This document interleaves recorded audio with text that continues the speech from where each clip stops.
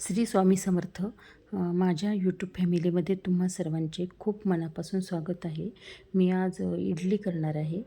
त्यासाठी मी आता 2 वाटी तांदूळ घेतले, अर्धी वाटी मुगाची डाळ घेतली, अर्धी वाटी हरभऱ्याची डाळ घेतली, 10-12 दाणे त्याच्यात मेथीचे टाकायचे आणि हे 4-5 वेळा धुवून भिजत घालायचे. 5-6 तास तरी ते तांदूळ डाळ आपली भिजली पाहिजे.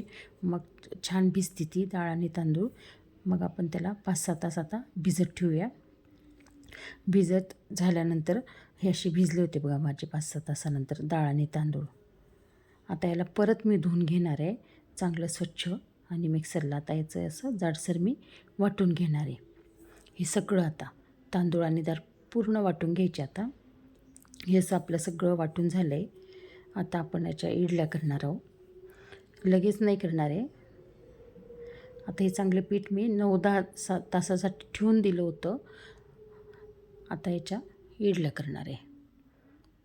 अर्धं पीठ मी काढून ठेवलं आहे. मला पूर्ण पिठाच्या इडल्या करायच्या नव्हत्या. आता जेवढं पीठ मला लागते तेवढ्या पिठामध्ये मी मीठ टाकलं आहे, खायचा सोडा टाकला, तेल टाकलं आणि हे सर्व टाकत असतानाच मी हा इडली कुकर गॅसवर ठेवलेला होता. पाणी गरम करायला ठेवलेलं होतं तिकडं. आता मी ही सर्व इडली कुकरमध्ये लावून घेणार आहे. छान लागतात अशा डाळीच्या पण इडल्या, हरभऱ्याची डाळ आणि मुगाची डाळ पण.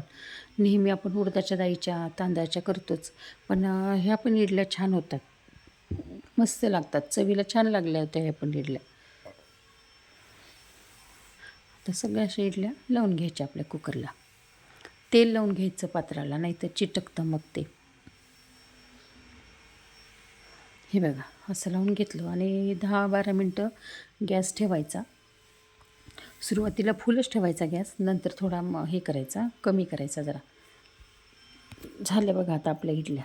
बघा छान झाल्या होत्या इडल्या. आता मी हे इडल्या काढून घेणार आहे. चांगल्या फुगल्या होत्या आणि जाळी पण चांगली पडली होती इडलीला. चवीला पण खूप छान झाल्या होत्या. आता हे सगळ्या इडल्या काढून घेते मी. तुला थोड्यानं गार होऊ द्यायच्या, म्हणजे एकदम गरम गरम नाही निघत त्या. थोड्याशा गार झाल्या का मग मी सर्व इडल्या आता काढून घेणार आहे. कशा झाल्या माझ्या इडल्या ते पण मला सांगा आणि खरंच नक्की करून बघा, छान होतात ह्या पण इडल्या. इडली आणि चटणी आपली तयार.